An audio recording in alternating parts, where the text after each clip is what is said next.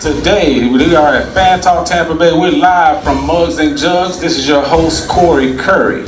And today, I have the man, the myth, the legend, the Super Bowl MVP, Dexter Jackson. And we had our Tampa Bay Buccaneers, man, 55 points. What is going on? Yes, sir. First of all, Corey, thanks for having me here. Mugs and Jugs, great environment, great atmosphere. But one time for my Buccaneers, man. Yeah, one time for our Buccaneers. 55 points. Yes, sir. 55 points. So let's recap the game real quick, man. First quarter, we up 7-0. The Chris Godwin show. Why is Chris Godwin so effective? Well, I think the biggest thing, Corey, is I think the Rams' game plan was to take away Mike Evans. And Chris, the opportunity presented itself for him. If we're going to double team Mike, Chris had to stand up. And Chris stood up. I think he had 12 targets and he caught 11 balls. That's amazing, man. That's a great stat. But that was make a great team. If another receiver or another player is being taken away, you have that ability to engage with another player who can step up and give you the same statistics and stats as Mike. Gotcha. So we won the first quarter 7-0. We won the second quarter 21-17. We exploded. Jameis Winston. We always get, Jameis is the reason we're losing. Jameis.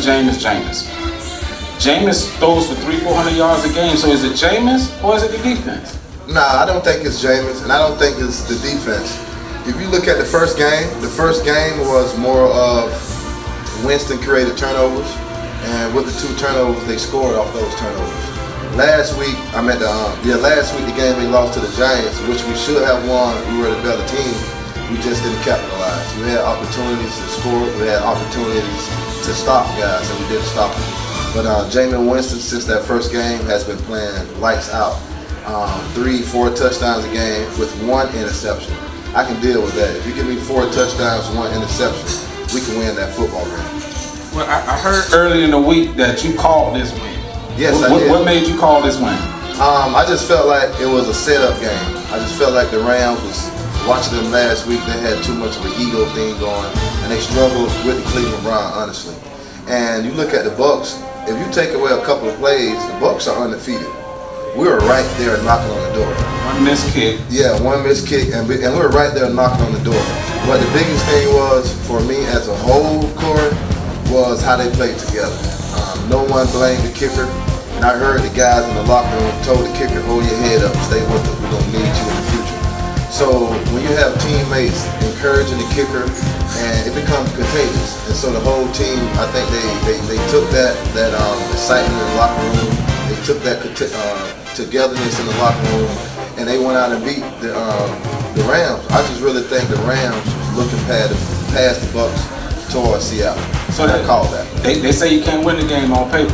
You can't win it on paper, but then every Sunday you have to play. That's why any given Sunday you can lose. So you must bring your A game every Sunday. It's the NFL. So tell me guys this, we had in the third quarter, you had Cameron Brate show up. You had 2 long Jones runs called back. Now you got a lot of people want to know, you got Jones some games and you got McCoy some games. Do you know what the logic is between switching up the running game every week? Well, Jones and Barber, I don't think one guy has clearly identified himself as the guy. So in today's society, it's more of a running backs by committee. But both of those guys, when they are presented, when their opportunity, our name is called, they have produced. And if you guys keep producing and they're playing together, I don't see Barber get upset when Jones comes in. I don't see Jones throwing tantrums when Barber comes in. I think you guys have built a nice continuity together. Well, yeah, Dexter, man, this game was really exciting, man. So now on to the fourth quarter. We won that quarter 24-20. Correct.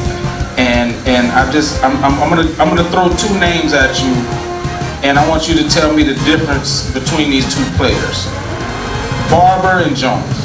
What's the difference?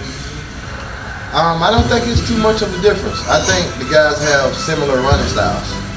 Very similar. They are tough. smaller guys. No one is, overly huge, but there are smaller guys who run, I think, incredibly hard for their size. And I think they play with a chip on their shoulder. I think they have something to prove. So in essence, they're very similar to each other. You don't think Jones is more of a slasher and Barber's more of a root? I think they're very similar. It's just the plays that's being called and the way they're hitting the hole. So it's very similar. But they're tough little runners, though. They're tough, they're compact, and they're playing with a chip on their shoulders. They're kind of angry. Now let me ask you a question. Now sometimes you have your main running back and they get 40, 30 carries a game, and then you have the running back caught by committee. Correct. Is there a situation that's more effective than the other, or does it just depend on the backs you have available? Well, I just think it's just the time right now. I just can recall when you had Jerome Bettis and Jamal Lewis and Ricky Williams and Ironhead Hayward and those type of running backs. Those guys, the more they felt the ball, the harder they ran. They ran hard, came fourth quarter because they done pounded. Who's the hardest running back you ever played? Ooh, the hardest running back I ever played against. Hardest person to tackle. You mean hardest to tackle? Well, I didn't get a chance to play against him, but I watched him. Barry Sanders was amazing, man. Barry Sanders was an amazing running back. That's my favorite back. But then people forget about people like Fred Taylor. Yeah. People forget Marshall Faulk. Marshall Faulk was catching rushing for 1,500 yards, rushing for 1,200 yards. Shoot, man, if you're a tailback in the NFL, you're great. Terrell Davis was another tough guy. Wasn't the biggest guy, but he had moves in that offensive line where the blocking scheme was developed. He had so many holes to just put that foot in the ground and cut up. So TD was one of those guys. Priest Holmes. When Priest Holmes left Baltimore went to Kansas City, was a superstar. Yeah. He was a great player. So it's hard to identify one running back. But if I did, I would say Jamal Lewis, man. Jamal Lewis was hard, low to the ground, fast, and he just played angry. So here's the next two: Godwin and Evans. Okay. The comparison is they're both big. They're not burners, but they have a wide catch radius. They're big receivers. Is that what makes them so hard to cover? Yeah, because their catch radius is so big, and they do a great job of catching balls with their hands at the high point. I think those two guys really challenge the DBs for the football when the ball is thrown their way. So I think they have that aspect in common. And what they don't have in common is one is light skinned, one is dark skinned. They're very similar. All right, so here we go. O.J. Howard and Cameron Brate. It's amazing how a lot of those guys have similarities. They similar each other. So you don't lose anything when you take one out for the other. You don't lose, and I think O.J. may be a little faster, but I think Brate does a great job of understanding how guys are covering him and break off the routes. Okay, so that's why he's so efficient. Okay, so I understood it as OJ being the better athlete and then Brate being the better route runner. You can say that. He's a better athlete, but Brate is a hell of an athlete as well, man. So it's very close to what people say are athletes. Right, just look at Brate's stats, man. Stats a lot. So now you're gonna love this one. Shaq Barrett and Derrick Brooks. It's not fair, man. You can't. Shaq Barrett. I'm talking about apples to apples. First, second year. Well, Derrick. But Shaq said it, what, his first year? No, this Shaq like fifth or sixth year. Okay, so Shaq was at other places. Apples to apples. Not before. Brooks 6th year, he was all pro. Okay. You know, Shaq has he's having. He's on route to that. He's going after that, but he must do it continuously. A lot of guys have one good year and think they're great. That's not greatness. Greatness is doing it over and over and over and over. That is greatness. Gotcha. And a lot of guys have that misconception of, if I do it 1 year, I'm considered great. No, that's not great. You had a great year. Let's do it continuously over and over. Now, what have Brooks did? For 16 straight years, Brooks did it year after year after year after year after year. Okay. Shaq is not there yet. Does it have the potential? Sometimes it takes the right system. He came to the right system with Todd. He's playing his tail off. Bruce. They're letting blitz come off the edge. And the old saying, another man's trash is another man's treasure. So leading into that, is it?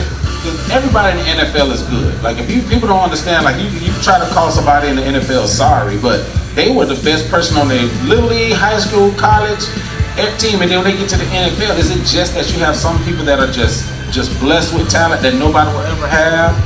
Do some players work harder than others when they get to the league? Is it the money? Well, it's a combination of things. Number one is I think it goes back to college. A lot of kids are being taught system instead of being taught a skill. The difference is if I'm just taught a system, all I can play in is in that system. But if I've been taught a skill, a craft, you can put me in any system and I play well. Great. A lot of people don't understand that that's the chess game you have to play when you're trying to find athletes to fit your system. And then a lot of guys just don't grow anymore. Let's go from high school. You have kids that's good in high school. They get to college. Half of them end up being good. Half disappear. They reach their plateau. And you have some guys who's good in college. They don't develop to the next level, the NFL. And a lot of times, the guys who in college, they are bigger and faster than everybody else. Then once they get to the league, they find out everybody's just as fast and big and strong as you. And that's what heart. A lot of guys can't take you to have that heart. That's so sweet. So, okay, the last one. What is it gonna take? Two things: Sue and Sap. What's the difference? Sue and Sap is I don't really know Sue as well, but I think Sue is more of a 3-4, more of a run stopper type guy. But that Warren Sap, man, you're talking about a guy who can. I know you're gonna see this. He can rush the passer. He can play the run, but his intelligence of the game. A lot of people don't realize how intelligent Warren Sapp is. Warren Sapp used to be down on the line of scrimmage telling us, the linebackers, safety, I have a guard pulling. He'd be like, I have one, Brooks. He'd put his hand back and say, I have one, Brooks, I have one. Or people don't realize Sapp called most of the stunts. He can look at the backfield set, look at how the guard is set, how the running back is offset, and we call our stunts. Predicated off those guys, because if you study film and understand how people trying to attack you, a lot of people gonna copycat themselves. And Sapp was just so amazing, understand the game. If there was a play made and he wasn't looking, he can tell you where it happened at and who missed their play. Wow. So, and he held you accountable. I don't see Dominic and Sue holding people accountable, and what I mean by that is because is he a hell of a player? Yes, but sometimes just look at his past. It was more about him than the team, and he was being suspended. Gotcha. So you must hold yourself accountable first. Right. So right now we are what, 2-2? No, buddy. Now get it right. We just won. That's right. Where we at now? Are we 3-2 now, buddy? We should be really 4-1 the Giants game, but it happens. It's growing pains. You're learning from that.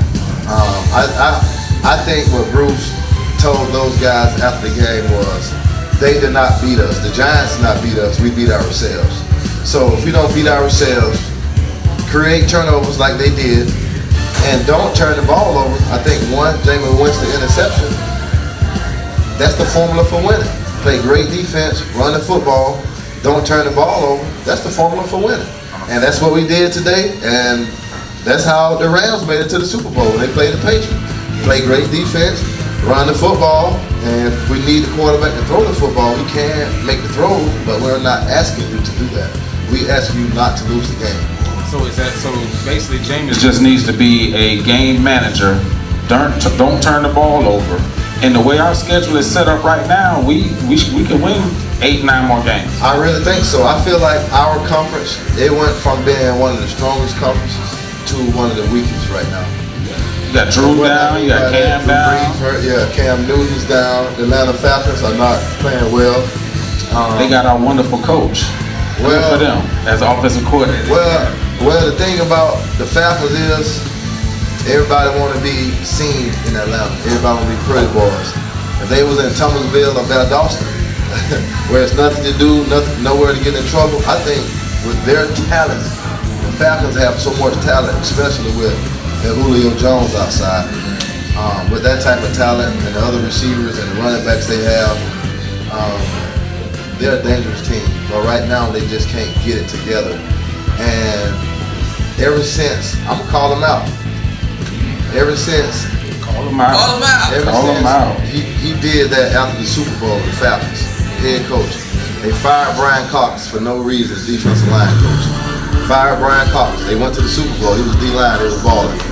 Then Marquel Emmanuel, who was the D coordinator, DB coach for Quinn in Seattle, came here with him. He went to the Super Bowl, they lost it, and after that, you fire him, and no one picks him up. The D coordinator, DB coach, been with you all these years. It's called karma, man. It's called karma. So I really think that is what's kicking the Falcons in the butt. You get what you sow. Well, this is the first segment of FanTalk Tampa Bay. We're going to take a 5-minute break and we'll be right back with you.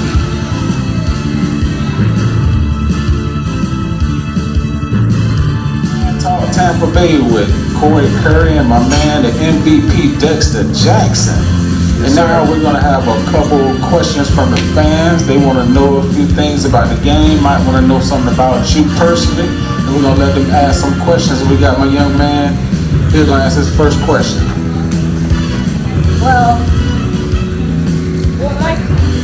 My question is, what is the difference between the defense that the Bucks play when you play and right now? Oh, great question, man. Great question. I'm shaking your hand, brother. Great question. I think the difference was our attitude. The Bucks are playing good right now through the first couple of games, but our attitude was like we're the best, and if people don't score on us and we score, we win. We always felt like we could outscore the offensive team that we played against. We just had that type of talent on the field, and we challenged each other to be great, to be awesome. Then we had so many players making plays. You had John Lynch, you had the Rundays, myself, Brian Keller, that's in the secondary. Then you have Shep Cord, Derrick Brooks, Jeff Gooch, Al Singleton. Then you had Warren Sapp, you had Simeon Rice, another Hall of Fame, I feel should be a Hall of Fame, our Ring of Honor. Greg Spires. We just had so many great players. Chuck Darby. We had so many great players. And if someone got hurt and the backup came in, you couldn't tell the difference. And I think the difference now is if someone get hurt, they don't have the depth to continue to stay at the top of their game.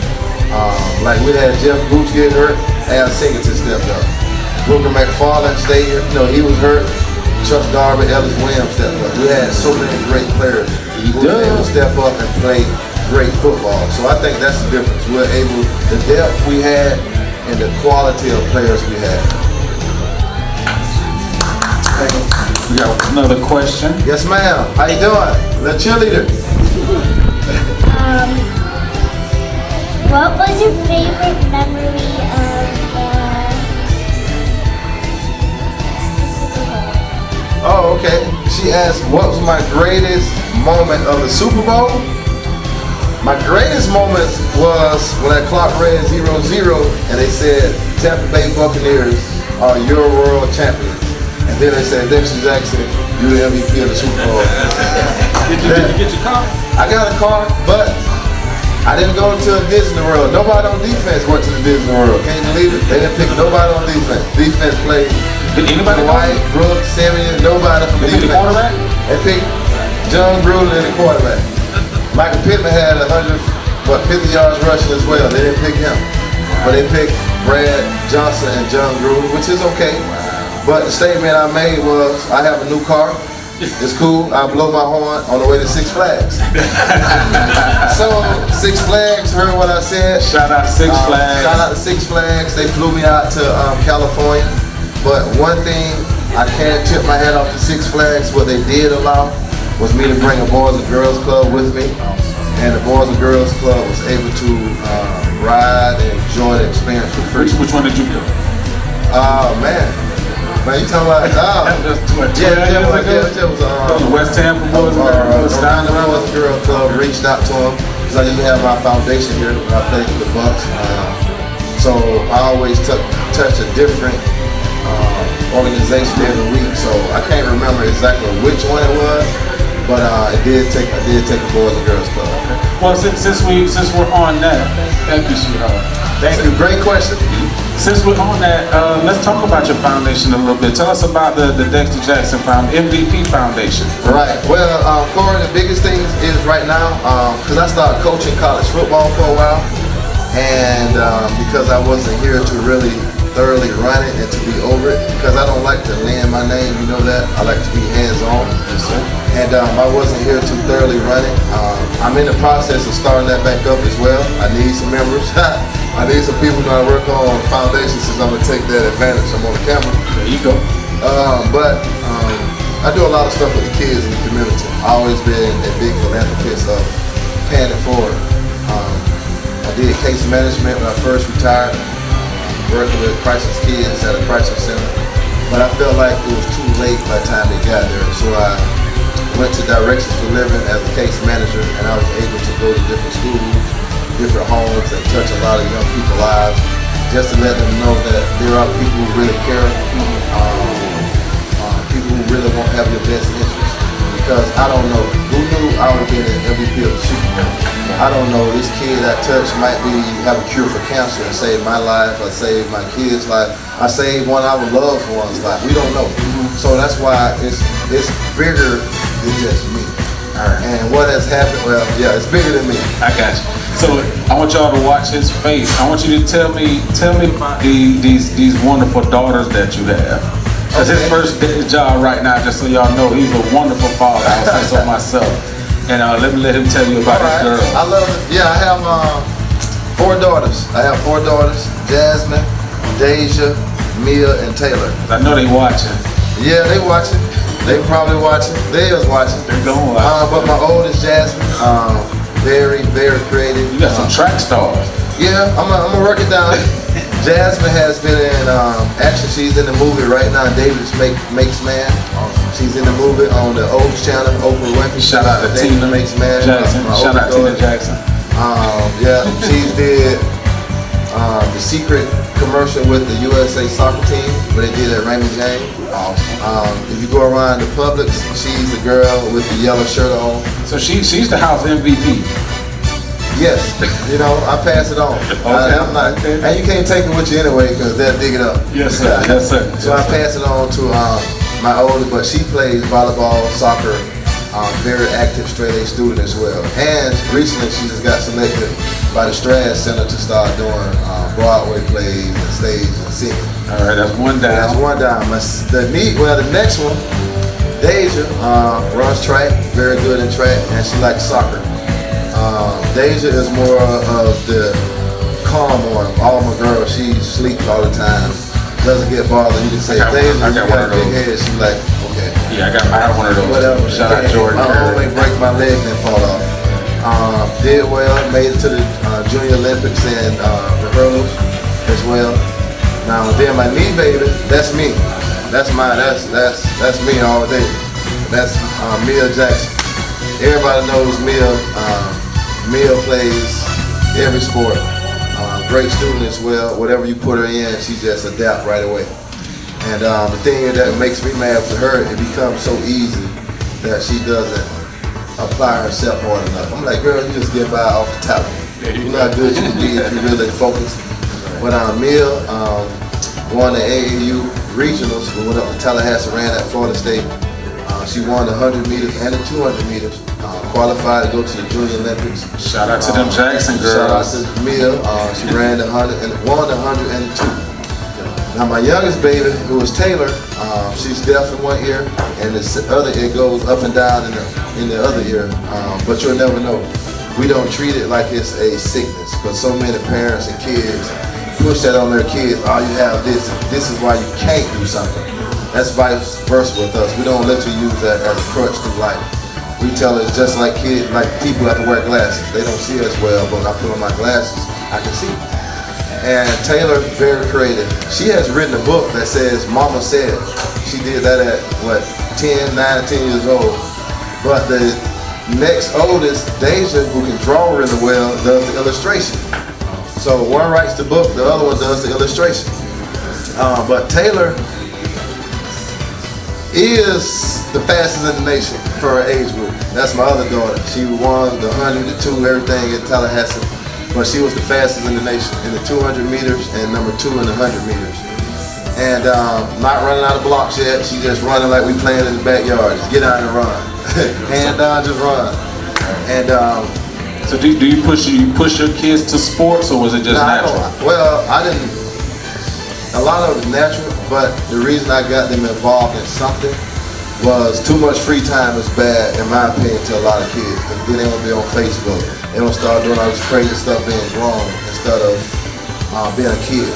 And that's my biggest thing I wanted my girls to do, was be a kid. Don't grow up too fast, because once you get in the real world, brother, turning back. There's no turning back, and they don't care about your feelings. They just give you a pink slip or whatever and tell you bye. That's it. Yes, sir. Yeah. Yes, So sir. Yes, I try to teach them that, stand for what you believe in, but think before you speak. And whatever you decide to do, just give it your best. Awesome. Well, we got another question from the crowd. We have a local celebrity in the building, Mr. Yes, he Trevor. So you spoke earlier about the great defensive lineman you played with and Yes. everything. And today we just saw Duncan Suit pick up a fumble recovery. It looked like he ran a 4-3 to the end zone. Right. So my question is, do you think today's athletes are a little more advanced than back in the old days when you played? Old days. Actually, people say they're more advanced, but I'm gonna say softer. They are much softer. They have everything catered to them now. You have the best equipment, you have the best of technology, you have the best doctors. You go look, I'm just taking it back, you go to some people like Jim Brown and Deacon Jones, none of them boys want none of that trouble now. They don't want no Walter Payton. Them boys don't want that trouble. They don't want no Earl Campbell, the way them guys ran and played football. But the guys are bigger and faster, but they're so soft. I see guys now, you can thump them by the head, they say, I got a concussion, I can't make it. Or they complain about everything. When guys back then, think about guys playing in 5 below 0 with no heater on the bench. They have everything now. They have everything. And they still complain. Well, some guys back in the day played both ways and still played at a high level. So I think it's a catch-22. Yeah, you have big guys, but you look at Simeon Rice, look at Javon Curse. The boys outrun all the boys right now. I take Javon Curse, Simeon Rice in the 40 when they was coming out compared to those guys. They run Freeney for the coach, Mathis, just as fast. So I think if you look at it, I'm gonna use Sam Adams for a moment. Sam Adams, who played at Baltimore, is 400 pounds. But over 400 pounds, Sam Adams still has one of the fastest 10 yards burst at the combine. He's over 400 pounds. That's what, I don't think there's too much of a difference. I just think now because you have so many internet coaches, it's just been glorified more. They don't actually understand the players. They want to look at them and say, he looks like a cookie cutter. When I say cookie cutter is, he needs to be 6'5", he needs to be 280. He ain't looks good, but he still play like Tarzan. He looks like Tarzan, but play like James. Right. There you go. Good answer. All right. So next week, Yes, sir. we have the New Orleans Saints. The Aints. The Aints. Without Aints. Drew Brees, can we beat them? Yes, And what's it gonna take? Everybody's beatable. But one thing I can say about the Saints was they did a great job of investing in a great backup quarterback who was a starter, Bridgewater. Yeah, I like Teddy. I think Teddy is a starter in the NFL. You look around the league, there's a lot of quarterbacks that should be starting. Right. And Teddy Bridgewater, I feel like he's one of those guys that can start in the NFL. But who better than learn Arnold than Drew Brees? Drew Brees doesn't get the hype that Peyton Manning and Tom Brady get, but he's right there. Touchdowns, yards. He's been cheated out of 2 opportunities to go to the Super Bowl. I think he at least won one of those. Right. And then you're naming him. But the biggest thing about Drew Brees that Ted is learning from is I love the way he carries himself. Yeah, I'm the quarterback. Yes, I'm in the forefront. But it's not about me. It's about my team. It's about my community. You don't see that with Tom Brady and Peyton Manning. They don't talk about it. Community is always about me, me, me. When Drew Brees was able to affect the community when the hurricane came, always reaching out, trying to better the community. And that's why I love Drew Brees as a person. Great man, he would talk to you. And that's why I tip my hat off to Teddy Bridgewater for going there and learning from a great man. Yeah. And he's one of the highest paid backups in the league, right? One of the highest paid, and you see why. Well Because deserved. things happen. Drew is older, but if something happens, we don't lose a beat. The next person come in and we just keep playing. Right. That is greatness. That's what I spoke about, the difference between our defense in the past and the recent Bucs defense. We have another question. Oh man, we got the man in the building. the co-host for the show, Mr. JD. How you doing, JD? One question I have for you. As a football player or organization, what do you think would be best, or how would they, what's the question I should put this? With Jameson, where should the Bucs go with this? How should he prepare, to take this season on to the next level? Great question. I think number one is I love the formula they have created for him right now. We're not asking you to throw 60 times a game. I think if they can keep him around about 30 to 36 pass attempts, I think that is our strong point. Because sometimes Jameis get ahead of himself trying to make too many plays. Think he can make every throw or hold the ball too long. We're not asking you to be the saver. We're just asking you to don't create turnovers, keep the drive alive, get first down, and if we're in a bad play, check out of the play, but don't try to make every play. Just keep that formula going, run the ball, don't turn it over. You notice the first game he threw 2 interceptions, that was touchdowns. That's 14 points. You take that away, we win. Right? And so after that game, he has, I think, did a better job of not creating turnovers. For example, the first quarter today in the game, he was pressed on a little half bootleg, and he was backing up. The first game, he would try to force that. I saw him throw the ball out of bounds on the sideline. And I looked to someone I was speaking to. I said, that's the best play James made all day. This is what you mean. I said he didn't try to force it. He threw the ball up to line up for another play. And when he understands that part of the defense, that part of his offense in the game, if I throw it away instead of giving a turnover trying to create a play, we can win this game. You think about that when we won the Super Bowl, Brad Johnson would take a sack and throw it away instead of create a turnover. Okay? Great as Baltimore was in their defense, Trent Differ wasn't going to beat nobody. He wasn't winning the game. Trent Differ would take a sack and throw the ball away. And then that just wouldn't defense lose. run the ball. So I love what the Bucs are doing. Don't don't turn the ball over, run the football, and tackle well. But tackle well. One more question. As a rookie coming into the league, Yeah. like the kicker that rookie came, what would you advise a rookie to overcome that? Should he just shadow and just go in the corner, or just regroup? Now, I think so many people put a lot of emphasis on rookies. But guess what? Pop Warner, high school, college, field goal still 3 points. And it's the same side. A first down still 10 yards. The field is still 100 yards. Only thing changes is the way you think, the thinking process. Yeah, the talent changes, especially on the D-line or in the O-line. But isn't kicking? Kicking is kicking. The Yeah, process kicking don't is change kicking, from but little league the process to doesn't the change. pro. It's more mental. But the biggest thing is, don't think you're bigger than the league. Find someone who's doing it the right way and learn from that person. Learn how to be a pro. One thing I learned when I came in was people who had longevity. Why do they have longevity?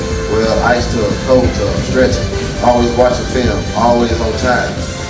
Those aspects of the game will keep you around. Then you have to understand 16 games now instead of 12 games. And that's not including preseason and playoffs. So you can have 24, you can have 20 playoffs, you can have up to 24 games. It's a long season, and you get pounded by the best of the best now. Instead of in college, you may have 5 games. That's a stat game. A couple week games. Yeah, it's a stat game.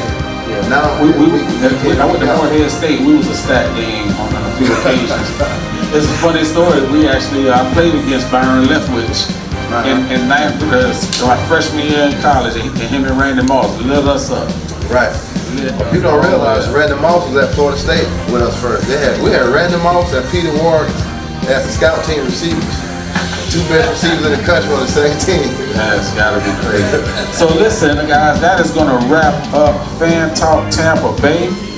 We're gonna get all right. And next week we're gonna have another special guest, which we'll announce later on in the week. Hopefully one day Mr. Jackson will come back and bless us again. And thanks for having us. Well, one thing, Corey, great place, man. Mugs and Jugs. Thanks for having us out here. Absolutely. Great atmosphere, great bar, sports bar. And I want to come back here. I would love to be part of this. And who knows, man, maybe we can do something special here with Mugs and Jugs.